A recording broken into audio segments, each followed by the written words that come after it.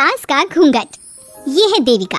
देविका पढ़ी लिखी और मॉडर्न लड़की है, लेकिन उसकी शादी ऐसे परिवार में हुई है जो गांव में रहता है। भले ही ये 21वीं सदी है, लेकिन देविका की ससुराल वालों की सोच वो तो 18वीं सदी से आगे बढ़ी ही नहीं। आइए जानते हैं क्या होगा जब शहर की पढ़ी लिखी और मॉडर्न लड़की फंस जाएगी संकीर्ण मानसिकता वाले माहौल में। सागर, ये तुम्हारे गांव में सबने इतने लंबे लंबे घूंघट क्यों कर रखे हैं? और ये सब मुझे इतना घूर घूर कर क्यों देख रहे हैं? अरे यार, तुम भी घूंघट कर लो ना, इसीलिए तो देख रहे हैं सब तुम्हें। कम ऑन सागर, मैं घूंघट नहीं कर सकती। तुम्हें पता है ना मैं कौन हूँ। लेकिन देविका, मेरे पिताजी, चाचा जी, बड़े भैया और जीजा जी ने तुम्हें बिना घूंघट के देख लिया ना तो बहुत गुस्सा होंगे और न जाने कौन कौन से फरमान सुनाएंगे। घर चलो, देखा जाएगा जो होगा। सागर देविका से कई बार कहता है कि वो घूंघट कर ले, लेकिन देविका सागर की नहीं सुनती और अपने ससुराल के दरवाजे पर पहुंच जाती है। जब देविका वहां पहुंचती है तो देखती है कि उसकी सास बिमला, चाची सास कम्मो और जेठानी सुजाता ने लंबा सा घूंघट कर रखा था, पर उनकी ननद वीना ने घूंघट नहीं किया हुआ था। लेकिन हाँ, उससे सर पर सलीकी के साथ दुपट्टा जरूर ओढ़ा हुआ था।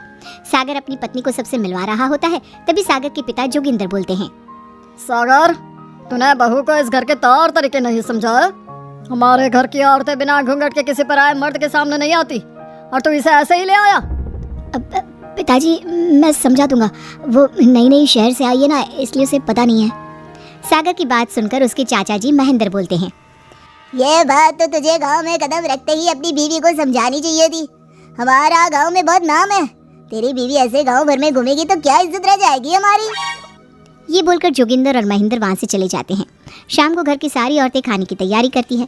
खाना तैयार हो जाता है, लेकिन घर की कोई भी औरत खाना नहीं खाती। बहुत रात हो जाती है, तब देविका कहती है, सासू माँ, खाना बने हुए तो देर हो गई, रात भी बहुत हो गई है, हम लोग खाना क्यों नहीं खा रहे हैं? अरे बहू, ये क्या बोल रही हो? हमारे यहाँ घर की औरतें तब तक खाना नहीं खाती जब तक घर के मर्द खाना ना खा ले। लेकिन इतनी देर हो गई, आप सबको भूख नहीं लग रही क्या? तभी देविका की जेठानी सुजाता कहती है, लग तो रही है, लेकिन यहाँ की यही रीत है, ये निभानी तो पड़ेगी ना। भाभी जी, ये रीत नहीं है, औरतों को प्रताड़ित करने का एक तरीका है। अगर इस घर के आदमी पूरी रात नहीं आए तो पूरी रात खाना नहीं खाओगी क्या? देविका ये बोलकर सीधा सागर के पास जाती है। सागर उसे समझाता है, देविका, यहाँ ऐसा ही होता है, तुम थोड़ा सब्र कर लो, पिताजी और चाचा जी आते ही होंगे, फिर हम सब खाना खाएंगे। सागर देविका को समझा ही रहा था, तभी देविका की ननद वीना आकर कहती है, सागर, खाना खाने आ जाओ, पिताजी और चाचा जी आ गए हैं। चलो देविका, तुम्हारा इंतजार खत्म हुआ। सागर खाने के लिए बैठ जाता है। जब सब खाना खाने बैठते हैं तो देविका भी बैठ जाती है। सागर धीरे से उसे कहता है, अरे देविका, ये क्या कर रही हो? तुम इस तरह हमारे साथ खाना नहीं खा सकती। मगर क्यों सागर, मुझे भूख लगी है, सब लोग खा रहे हैं तो मैं क्यों नहीं खा सकती? ये हमारे घर का नियम है, पहले घर के आदमी खाते हैं और बाद में औरतें। लेकिन सागर, हमारे घर में तो ऐसा कोई नियम नहीं है। देविका और सागर में बहस छिड़ जाती है। तब सागर का बड़ा भाई कहता है, सागर, तेरी बीवी को एक बार में समझ में नहीं आता क्या कि इस घर की औरतें मर्दों के खाना खाने के बाद ही खाना खा सकती है? भैया, मैं देविका को यही समझा रहा था। मुझे तो लग रहा है कि इसके दिमाग में कोई बात ही नहीं बैठती एक बार में। भैया, मेरे दिमाग में बात तब बैठेगी ना जब आपकी बात कोई ढंग की होगी। अरे आखिर क्यों घर की औरतों को आप लोगों की बात खाना मिलेगा? हाँ, अब से पहले घर की किसी औरत ने घर की किसी मर्द से इस लहजे में बात नहीं की थी, इसलिए वो सब देविका की बात सुनकर हैरान रह गए। तभी सागर की जीजा और वीना के पति कल्याण जी कहते हैं, ये क्या है सागर, इस घर की दीवारों को औरतों की इतनी ऊंची आवाज सुनने की आदत नहीं है। अपनी बीवी को बोल जरा होश से काम ले और चुपचाप चली जाए। क्यों चली जाऊं मैं चुपचाप? इस घर की औरतें आपकी हर बात बर्दाश्त कर लेंगी, लेकिन मैं शहर की पढ़ी लिखी लड़की हूँ। आपकी कोई भी फालतू के रीति रिवाज मैं नहीं बर्दाश्त करने वाली। इस तरह देविका ने सारे घर की औरतों के लिए मिसाल पैदा कर दी। जोगिंदर के घर में पहली बार किसी महिला ने विरोध का स्वर उठाया है। ये बात घर के किसी मर्द को बर्दाश्त नहीं हो रही है। तभी जोगिंदर कहता है, महेंद्र, मोहन, इस बेशर्म लड़की को कमरे में बंद कर दो और आज इसे कोई खाना नहीं देगा। अगर किसी ने इसे खाना दिया तो मैं उसे जिंदा नहीं छोड़ूंगा। महेंद्र और मोहन उसे कमरे में बंद कर देते हैं और उसे खाना भी नहीं देते। रात के 3 बज जाते हैं। भूख की वजह से देविका को नींद भी नहीं आती। तभी उसे कुछ महसूस होता है। ऐसा लग रहा है कोई दरवाज़ा खोल रहा है, लेकिन इतनी रात को कौन हो सकता है? कहीं सागर तो नहीं? देविका उम्मीद भरी नजरों से दरवाजे की तरफ देखती है, लेकिन दरवाज़ा खोलने वाला सागर नहीं बल्कि विमला और कम्मो है। माँ जी, चाची जी, आप दोनों?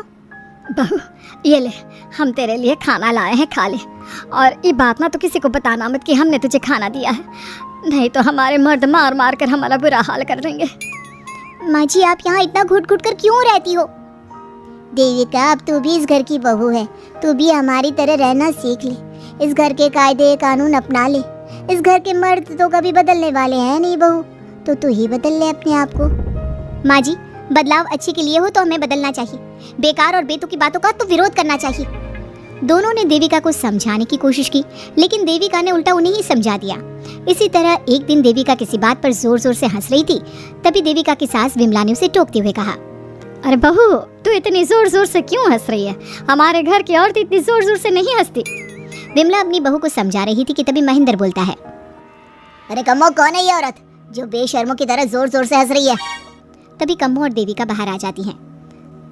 जी जी वो मैं हंस रही थी चाचा जी, अब आप लोग हंसने पर भी पाबंदी लगाओगे क्या? तुम जैसी बदतमीज लड़कियों से मैं बात नहीं करना चाहता, लेकिन कान खोलकर सुन लो, इस घर की औरतें इतना जोर जोर से नहीं हंसती। और हाँ, तुम्हें पहले ही बता चुके हैं कि इस घर की दीवारों को औरतों की तेज आवाज सुनने की आदत नहीं है। इस घर की दीवारों को आदमियों की ऊंची आवाज सुनने की आदत है, लेकिन औरतों की नहीं। चाचा जी आपके घर की दीवारें तो बहुत दोगली है। हर पाबंदी औरतों के लिए क्यों चाचा जी? औरतें ये नहीं कर सकती, औरतें वो नहीं कर सकती, औरतें सांस ले सकती है या उस पर भी पाबंदी है?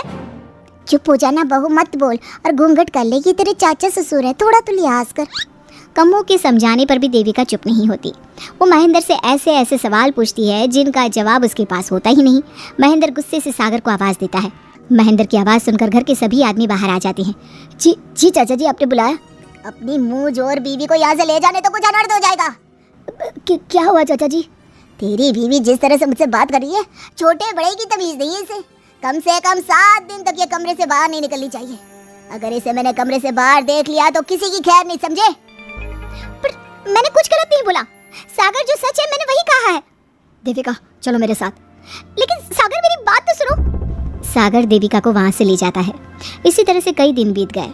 अब देविका अपने ससुराल में हर गलत बात का विरोध करने लगी, लेकिन जितना ज्यादा वो विरोध करती उसके ससुराल वाले उस पर उतना ही ज्यादा अत्याचार करते। अब देखना यह है कि देविका अपने ससुराल वालों के अत्याचार को यूं ही सहती रहेगी, क्या उसके ससुराल में घूंघट में औरतों का दम इसी तरह घुटता रहेगा? अगर आप इन सवालों के जवाब जानना चाहते हैं ना, तो हमें कमेंट करके ज़रूर बताइएगा। और हमारी स्टोरी को लाइक, शेयर और चैनल को सब्सक्राइब करना ना भूलें।